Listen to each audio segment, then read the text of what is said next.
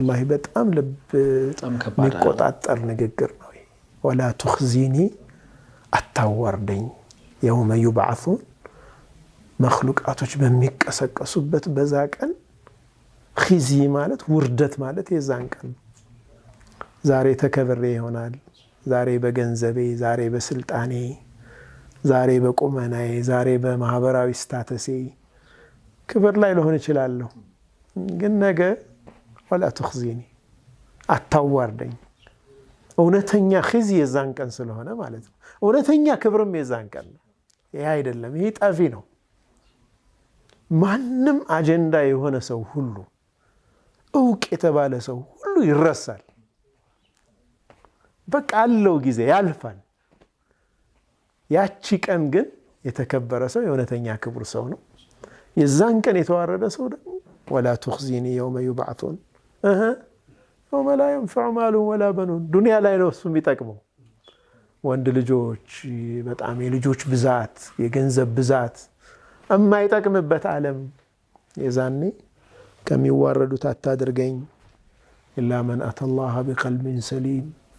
ጤናማ ልብ ይዞ የመጣ ሰው ካልሆነ በስተቀር አንተ ዘንድ ገንዘብ አላህ ልጆችም የማይጠቅሙበት ጊዜ ያኔ ከሚዋረዱት አታድርገኝ አታዋርደኝ አሉ ነብዩላህ ኢብራሂም አለይሂ ሰላም ወለቃለ ነብዩላህ ኢብራሂም አታዋርደኝ ጌታዬ ብለው ዱዓ ካደረጉ ከሳልሖች አድርገኝ ብለው ዱዓ ካደረጉ ነብይ የአላህ ነብይ ተላኩ ኸሊሉላህ የአላህ ወዳጅ የአላህ ቅርብ ወዳጅ ሁላ ደረጃ ማግኘት ከባድ ነገር ወኢብራሂም ወፋ ብሎ አላህ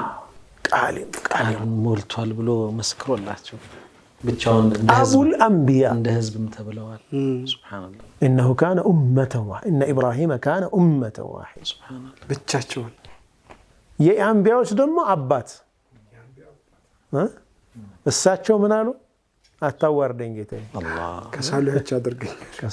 አድርገኝ ይሄ ተዕዚም ሁሩማቲላህ ያው መጨረሻ ውጤቱ ምንድነው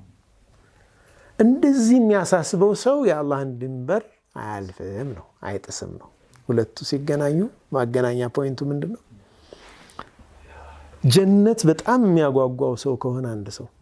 ጀሃነም በጣም ይፈራ ሰው ከሆነ የአላህን ትእዛዝ ከመፈጸምና ክልክሉን ከመራቅ ምን ያግደዋል አይደል በቃ ይሄ ኢማን ልብ ውስጥ ካለ ከችን ነገር ባደረግ ውጤቷ ትታወቃለች